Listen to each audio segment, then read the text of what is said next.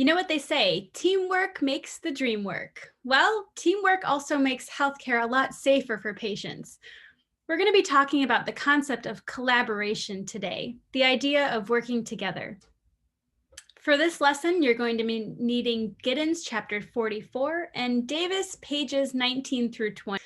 Now, when we talk about collaboration, you're going to be completing Concept Study Guide version A. We'll be discussing and introducing this concept, talking about the members of the interprofessional healthcare team and the ways that collaboration impacts healthcare. So let's go ahead and get right into it today by defining and describing the definition of this concept and talking about the attributes of it. So the word collaboration actually comes from an old Latin word, which means to labor together, to work with others in an intellectual endeavor. And so as we collaborate, it's the development of partnerships to achieve the best possible outcomes for the patient, the family, the community that we're serving. And it really requires us to have an understanding of what we do and what our colleagues in the healthcare systems do as well. Now, there are different types of collaboration that you're going to see. We're going to collaborate with our patients to help encourage them to self-manage and adhere and take part in their healthcare. We're going to collaborate nurse to nurse as we do handoff at the bedside. We're going to collaborate with other professionals in the hospital, respiratory therapists, physicians, mid-level providers. And we're even going to collaborate with other organizations as we transfer patients to different locations or receive patients from other locations. So there's different types of collaboration that we do on a regular basis in the healthcare system. So let's go ahead and get into those attributes of collaboration in the nursing profession. So there's really 4 attributes that your Giddens texts list for effective interprofessional collaboration. Then those attributes are values and ethics, roles and responsibilities, communication, and teamwork. When we think of the attribute of values and ethics, it's about making sure that we have mutual respect for our colleagues and that we come to the table knowing what the other person can offer and knowing what we can offer and having that mutual respect and seeing the need to work as a team. It also includes all of the ethics that we talked about way back in 107 and doing good for our patients. Now, in terms of roles and responsibilities, it's important to know what your role is as a nurse, as well as what the roles and responsibilities of your intercollaborative healthcare team are, so you know who to go to for different needs. Now, communication is a safety issue.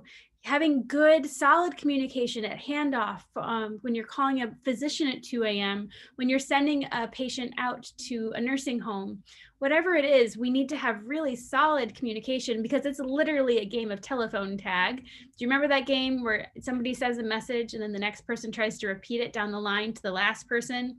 And by the last person getting it, it's a completely different message, which is super funny when you're in 2nd grade playing on the playground.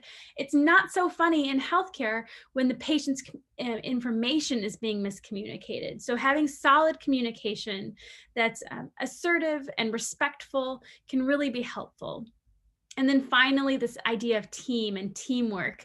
I had so much fun watching my lab group do a simulation and seeing them really understood the value and the excitement of working on a team and how we really do make each other better by collaborating in that way. So who are these members of our interprofessional healthcare team? Well, your Davis text has a nice description of many of the interprofessional healthcare team members. So take a look on Davis, page 19 and 20, and there's going to be individual descriptions of each of these members of the healthcare team: physicians, APNs and nurse practitioners, physician's assistants, RNs and LPNs, unassisted licensed personnel, unlicensed personnel, pharmacists and therapists, and the list goes on. There's other healthcare team members that also help to have this healthcare system continue functioning the way it needs to. Things like maintenance, biomedical technicians, environmental service aides, housekeeping, dietary aides, volunteers are a huge backbone to what we do in healthcare. the chaplains who provide spiritual support, phlebotomists who draw blood, administration who lead our organizations, radiology techs who take those x-rays and those MRIs for us, and patient transporters who help move patients throughout the organization. I'd love for you to pause here and read through, it's just 2 pages, read through Davis, page 19 and 20, to get a better understanding of the roles of each of these healthcare team members, because we really need to understand what our job is, and we need to understand what our teammates' jobs are. So let's talk about the impact collaboration has on healthcare and why it matters so much. Why are we talking about this? Well, to start, collaboration is actually one of our professional standards, and it's actually listed in our nursing practice standards from the American Nursing Association, that we collaborate. It's something that we do as part of our role, and that we need to do it because the complexity of the healthcare system really requires an interprofessional approach where we don't work in a vacuum, but we work on a very dynamic team. And this team includes a variety of people: educators, researchers, administrators, doctors, techs. We just went through this whole list. And so we need to have solid collaboration as part of something that we do in our everyday life. Not only that, but the QSIN, the Quality and Safety Education in Nursing, asserts that collaboration has a huge impact on patient outcomes and improving quality care. So the better that we can collaborate and communicate with our healthcare team, the better care the patients are going to have. And really, at the end of the day, that's what it's all about. So you'll see here there are a number of interrelated concepts: ethics, professional identity, communication being some of the key ones that we're talking about here. But it's also closely related to care coordination as we work with all of the different types of services that patients might need. And really, the result of positive, powerful collaboration is safer patient care and better quality outcomes for our patients.